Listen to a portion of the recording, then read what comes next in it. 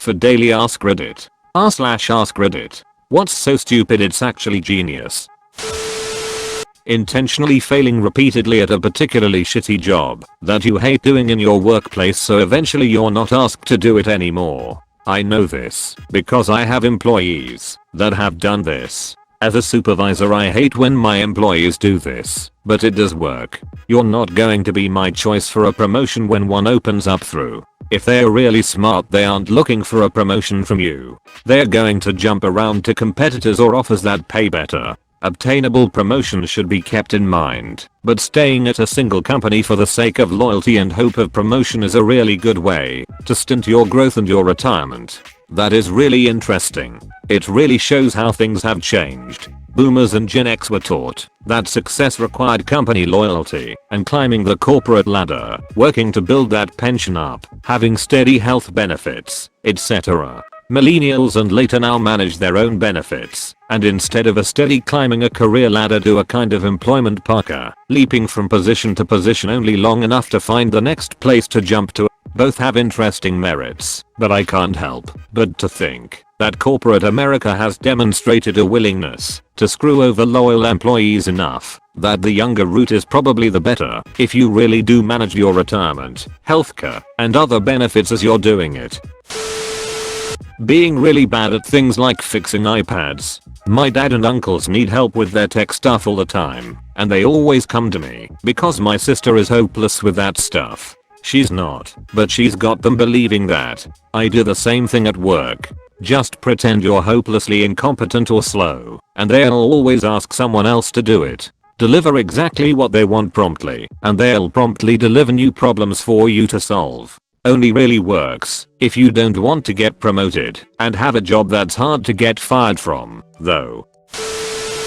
Whatever happened to the Snuggie? I remember laughing at the mere existence of those sleeved blankets. Then I was joke gifted one, and I loved it. The Snuggle was primarily invented so that wheelchair users could use it easily and still be mobile. Obviously the marketing on that is pretty niche, so they didn't advertise it that way, and it became sort of a meme, because to able-bodied people it seemed like a ridiculous thing. Why not just use a blanket or a robe? This is sort of a trend in those as seen on TV products, like that banana slicer. It seems like a useless thing to many people, but if you have limited mobility in your hands it probably is a very useful tool that can help you day to day. Anyway, that's just a little fun fact for you. Have a nice day.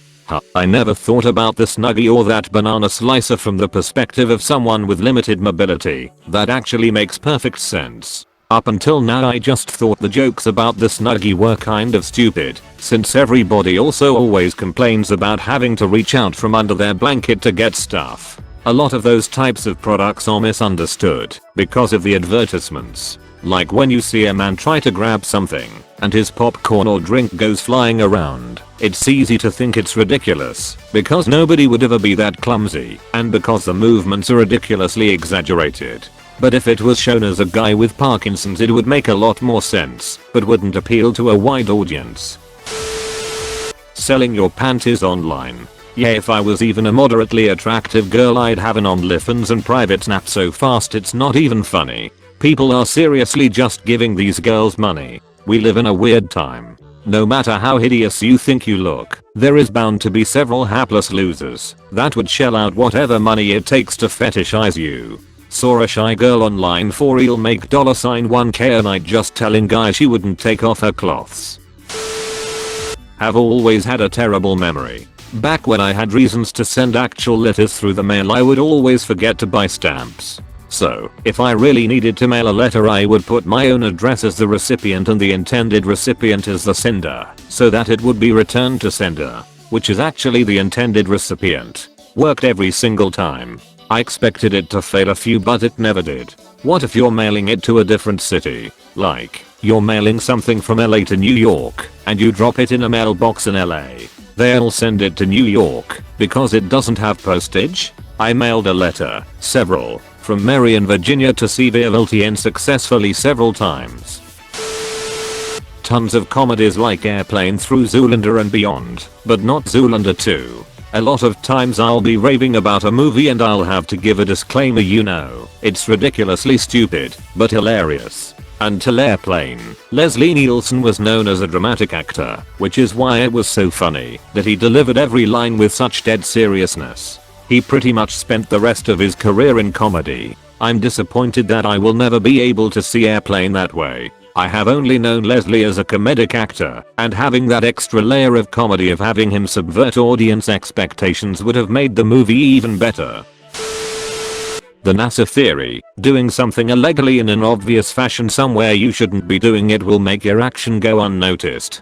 For example, smoking a joint in front of a police station. People will think that no one in his right mind would do it, so it must be a rolled cigarette and not a joint. I live in a country where it's illegal. Disclaimer, that theory hasn't been scientifically proven, so try at your own risk.